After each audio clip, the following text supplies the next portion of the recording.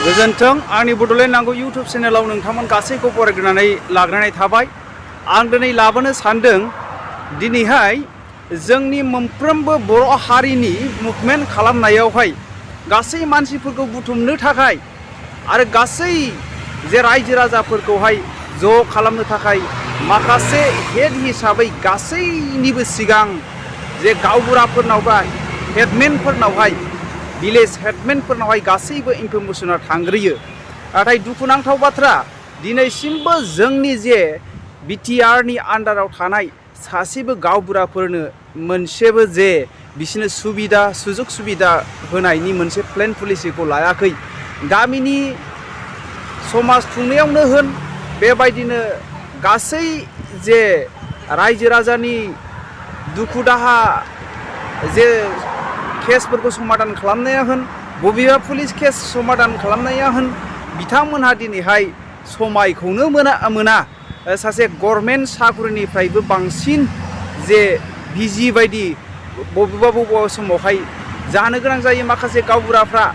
नाथाय दिनैहाय गोबां गावबुराफ्रा फेरेंगा बसुमतारी जे बिथांमोन रनजित बसुमतारी बिथांमोननावहाय माखासे गावबुरानि मोन्थाइफोरखौ लानानै मोननांगौ जे मोन्थाइखौ लानानै बिथांमोनहा दिनैहाय बिथांमोननाव जे रनजित बसुमतारी बिथांमोनावहाय दिनैहाय बियो। नाथाय बिथांमोनहा दिनै रेसपन्सिबिलिटिखौनो दायित्वखौनो लाया, रेसपन्सिबिलिटिखौनो लाया बेबायदिखौ जोङो नुदों। दिनैहाय जे समावहाय जे भट होनांगौ जे इलेक्सन समावहाय बे समावबो माखासे गावबुराफोरनो बे समावहाय थाइसे थाइनै फैसा होनायनि गेजेरजोंहाय गावसिनि जेखि पार्टियानो जा बबेबा पार्टियाबो गावसिनि जे मानसिफोरखौ बुथुमनो थाखाय गावबुराफोरनो सिगां इनफरमेशन हरनायनि गेजेरजों बिथांमोनहा दिनै खामानिखौ मावो। नाथाय आउट अफ BTR आव माखासे गावबुराफ्रा आंनि लोगोआबो सासे गावबुरा जाबाय बिथांमोनहा एसे सुबिदा मोनो होननानै दिनै बिथाङा बाय फननि गेजेरजोंहाय जे लखिमपुरनि जे डिस्ट्रिक्टनि बिथाङा दिनैहाय बेबायदिनो बुंहरो जोङो एसे एनै जोङो गभर्नमेन्टनिफ्राय सुबिदा मोनो होननानै बिथाङा बुंहरदों।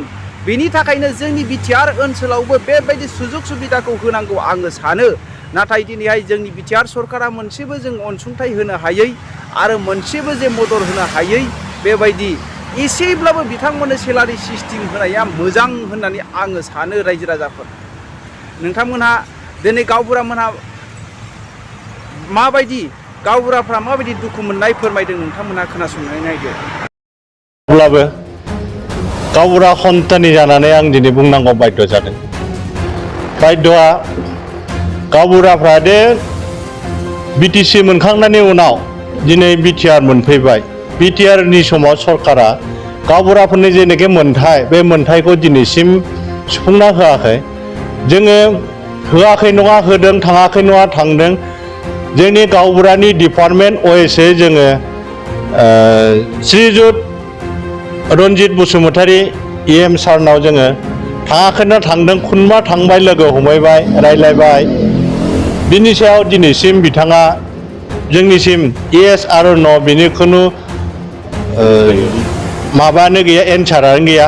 दा बेवहाय जोंहा मोनसे खुद्रिसार जानानै जोङो थांनाय 16 एप्रिल दानाव जोङो धरना कार्यसुचि लादोंमोन।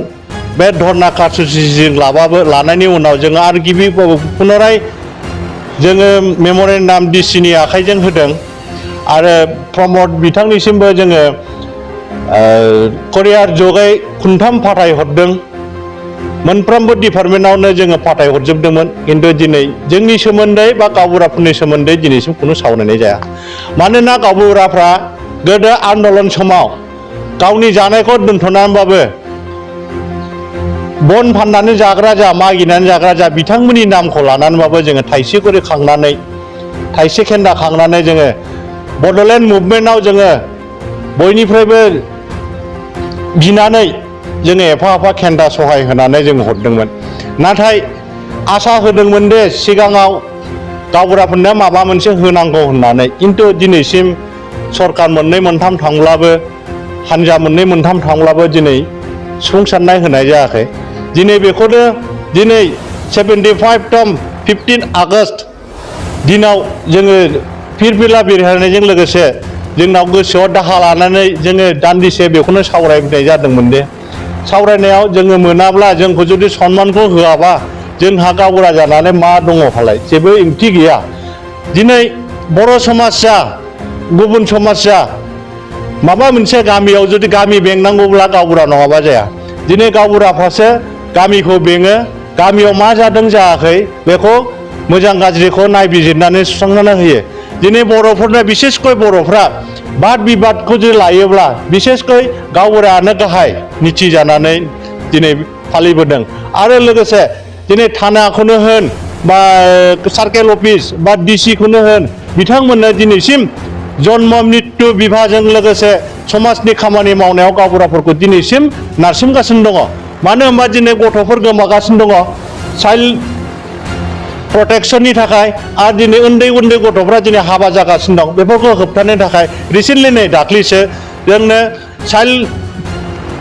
चाइल्ड कर्प'रेसन अफ इन्डियानि थ्रुनिफ्राय जोंनाव मोनसे लाइजाम हरदों बे लाइजामखौ जोङो साफ्रोमबो गावबुरायानो बेवहाय मेम्बारशिप जानानै थानानै बे समाजखौ बे चाइल्ड प्रटेक्शन संस्थाखौ दिनै सालायलांनांगौ आरो मेम्बारशिप जानानै थानांगौ बेखौ लानानै वार्कशप जानानै थांखांबाय आरो नै सेप्टेम्बर दानाव 16 तारिखआव आरो रिपिट बेखौनो वार्कशप जाबोगासिनो दङ सरकारा जोंनि बेबस्थाखौ दिनै जुदि इनकिन्सित जुदि जेबो होनाब्ला फैगौ जोङो 26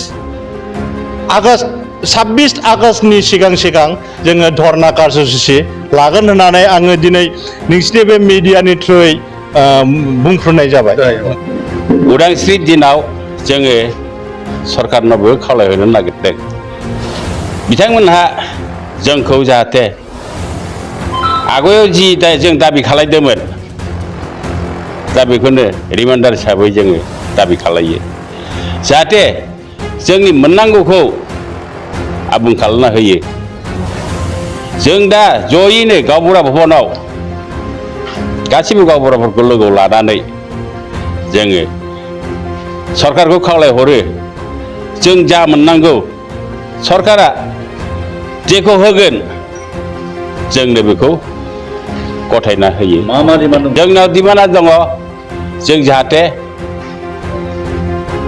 जों डिमान्डखौथ' बुरा लिरनानै होदों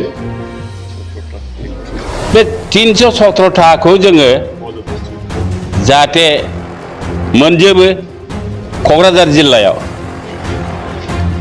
चिराङाव जाबाय 172 ग्लाड गावबुरा हिसाबै जोङो डिमान्ड खालायदों बे बायदिसिना दंनाय मानि जोङो गासिबो जों सरकारनि खाथियाव लिरनानै गथायखादों जाहाथे जोंनो अनतिफलमैनो बेखौ आदाय खालामना होयो बेखौनो जों खावलायबाय।